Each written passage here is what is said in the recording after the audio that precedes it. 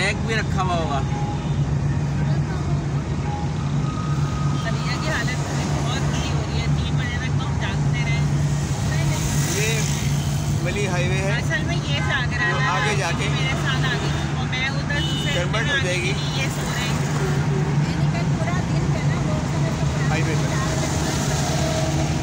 और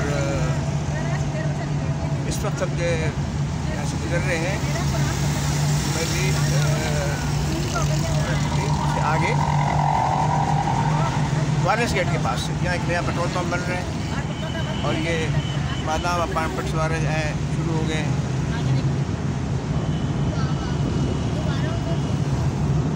कराची को खूबसूरत बनाया जा रहा है, लेकिन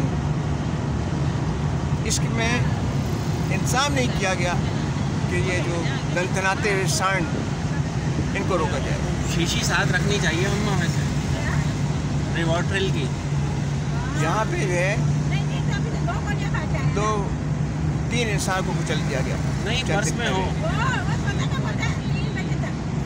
ये इसका कुछ सोचे हुकूमत, और लोग तो अपने तौर पे एहतियाज कर रहे हैं।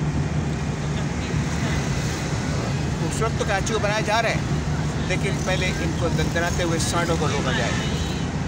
बगैर बत्ती के मोटरसाइकिलें, रिक्शे, इन पर पाबंदी लगाई जाए और 3-3 जो सवार हो जाते हैं एक साथ साइलेंसर खोल के सांड फिर रहे होते हैं, उन सांडों को रोका जाए तो कुछ बात बनेगी।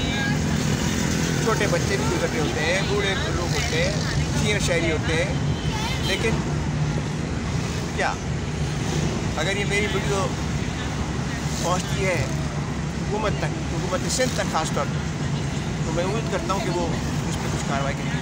एक तो बड़ी हॉल्ट पे पुल बनना चाहिए, पेडेस्ट्रियन क्रॉसिंग, और दूसरे सिग्नल लगना चाहिए जो पहले था। बहुत पहले हमने बेनज़ीर भुट्टो के ज़माने में दरख्वास्त की तो ये काम तो हो गया था। फिर वो पुल बना तो सिग्नल ख़त्म हो गया।